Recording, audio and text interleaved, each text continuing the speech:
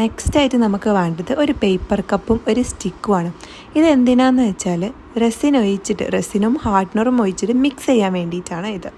അപ്പോൾ നമുക്ക് ഈ സ്റ്റിക്കിന് പകരം വേണമെങ്കിൽ സിലിക്കോൺ സ്റ്റിക്സ് യൂസ് ചെയ്യാം. അതാവുമ്പം റീയൂസബിൾ ആണ്. അതേപോലെ തന്നെ പേപ്പർ കപ്പിന് വരെ നമുക്ക് ഇതേപോലത്തെ ഒരു കുപ്പിയോ അല്ലെങ്കിൽ സിലിക്കോൺ മെഷറിംഗ് കപ്സും അവൈലബിൾ ആണ്. അതാകുമ്പോൾ നമുക്ക് മെഷർ ചെയ്യാനുള്ള വാല്യൂസും അതിലുണ്ടാവും. അല്ലാണ്ട് നമുക്ക് സ്റ്റിർ ചെയ്യാനോ ഒക്കെ തന്നെ യൂസ് ചെയ്യാം. പിന്നെ മെഷർ ചെയ്യാൻ വേണ്ടിയിട്ട് നമുക്ക് ഇതേപോലത്തെ ഒരു ബോട്ടിലിൻ്റെ മൂടിയോ അല്ലെങ്കിൽ പിന്നെ സ്പൂൺസ് അവൈലബിൾ ആണ്. സിലിക്കോൺ സ്പൂൺസും അവൈലബിൾ ആണ്, അല്ലാത്ത ഇങ്ങനത്തെ പ്ലാസ്റ്റിക് സ്പൂൺസും അവൈലബിൾ ആണ്. പക്ഷേ ഏറ്റവും നല്ലത് ഇതേപോലത്തെ ഒരു വെയിങ് മെഷീൻ യൂസ് ചെയ്യുന്നതാണ്. വെയിങ് മെഷീൻ ഇല്ലെങ്കിലും പ്രശ്നമല്ല കേട്ടോ. സ്പൂണായാലും മതി.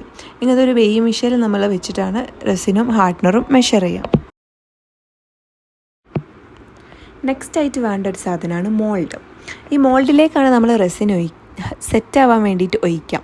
അപ്പോൾ ഇത് സിലിക്കോൺ മോൾഡാണ്, കാരണം ഫ്ലെക്സിബിൾ ആയിട്ടുള്ള മോൾഡാണ്. അപ്പോൾ റെസിന് ഹാർഡായാലും നമുക്കതിന്ന് ഈസി ആയിട്ട് എടുക്കാൻ സാധിക്കും. പക്ഷെ നേരെ മറിച്ച് പ്ലാസ്റ്റിക്കിന് മൂടിയിലോ അല്ലെ അങ്ങനെ എന്തെങ്കിലും സാധനത്തിലാണ് ഒഴിക്കുന്നതെങ്കിൽ നമുക്ക് ഭയങ്കര പാടായിരിക്കും, അത് ഒട്ടിപ്പിടിക്കും കിട്ടാൻ വേണ്ടിയിട്ട്.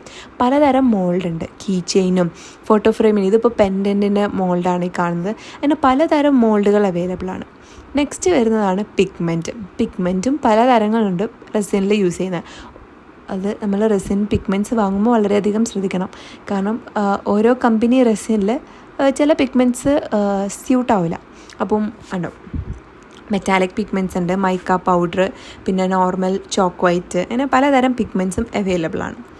പിന്നെ വരുന്നതാണ് ഗോൾഡ് ഫ്ലേക്സ്. ഇത് നമ്മൾ റെസിനും കുറച്ചൊരു അട്രാക്റ്റ് തോന്നിക്കാൻ വേണ്ടിയിട്ടും അല്ലെങ്കിൽ കുറച്ചൊരു ഡെക്കറേഷൻ യൂസ് ചെയ്യുന്ന ഒരു സാധനമാണ് ഗോൾഡ് ഫ്ലേക്സ്. ഇത് 60 റുപ്പീസിനാണ് ഞാൻ വാങ്ങിച്ചത്. എല്ലാ പ്രോഡക്ട്സും ഓൺലൈൻ അവൈലബിൾ ആണ് കേട്ടോ. പിന്നെ റെസിനിൽ യൂസ് ചെയ്യുന്ന കുറച്ച് ഗ്ലിറ്റേഴ്സും കുറച്ച് സ്റ്റോൺസും ആണ്, മിനി സ്റ്റോൺസ് ആണ്. ഇത് ഞാൻ 40 റുപ്പീസിനാണ് വാങ്ങിച്ചത്. പിന്നെ റെസിനിൽ നെക്സ്റ്റ് നമ്മൾ റെസിൻ മിക്സ് ചെയ്യുമ്പം എയർ ബബിൾസ് വരും. അപ്പം ആ എയർ ബബിൾസ് റെസിന് ഹാർഡാകുമ്പം ചെറിയ ചെറിയ ഹോളുകളായിട്ട് ഒരു വൃത്തിയില്ലാത്ത പോലെ തോന്നിക്കും. അപ്പോൾ അത് എയർ ബബിൾസ് വരാണ്ട് നിൽക്കാനും വന്നത് പോകാൻ വേണ്ടിയിട്ട് നമ്മൾ യൂസ് ചെയ്യുന്നൊരു സാധനമാണ് ഈ റെസിൻ ബബിൾ റിമൂവർ സ്പ്രേ. അപ്പം ഇത് 100 ml ആണ് ഇപ്പോൾ ഞാൻ വാങ്ങിച്ചത്. ഇത് റെസിനിൽ നമ്മൾ സ്പ്രേ ചെയ്ത് കൊടുക്കുക ചെയ്യുക. ഇനിയിപ്പോൾ ഈ ഒരു resin bubble spray remover available അല്ലെങ്കിൽ നമുക്ക് നോർമൽ ലൈറ്റർ ആയാലും മതി. ചെറിയ ചെറിയ ബബിൾസൊക്കെ പോക്കാൻ വേണ്ടി നോർമൽ ലൈറ്റർ ആയാലും മതി. ഇല്ലെങ്കിൽ പിന്നെ യൂസ് ചെയ്യുന്ന ഒരു ടൂൾ എന്ന് വെച്ചാൽ ബ്ലോ ടോർച്ചാണ്. ഇതായാലും മതി. ഇതൊക്കെ എല്ലാം ഓൺലൈൻ അവൈലബിൾ ആണ്. പിന്നെ നമുക്ക് റെസിനിൽ യൂസ് ചെയ്യാൻ ഇത്രയേ ഉള്ളൂ മെയിനായിട്ട് വേണ്ടത്. പിന്നെ ഇതിൽ എക്സ്ട്രാ ആയിട്ട് നമുക്ക് പറയാൻ പറ്റിയത് ഇത് ഡ്രൈഡ് പ്രസ്ഡ് ഫ്ലവേഴ്സാണ്. ഇത് ആദ്യം ഡ്രൈ ആയിട്ടുള്ള ഫ്ലവേഴ്സ് വാങ്ങാൻ കിട്ടും. നമ്മൾ റെസിനിൽ ഫ്രഷ് ഫ്ലവേഴ്സും യൂസ് ചെയ്യും. പക്ഷേ ഫ്രഷ് ഫ്ലവേഴ്സ് അങ്ങനെ തന്നെ ഫ്രഷ് ആയിട്ട് യൂസ് ചെയ്യില്ല. അത് അതിലത്തെ മോയ്സ്ചറൊക്കെ ഒന്ന് കളഞ്ഞിട്ട് നമ്മൾ യൂസ് ചെയ്യും. അതിനു വേണ്ടി നമ്മൾ യൂസ് ചെയ്യുന്നത് ഇതാണ് സിലിക്ക ജെൽ പൗഡർ.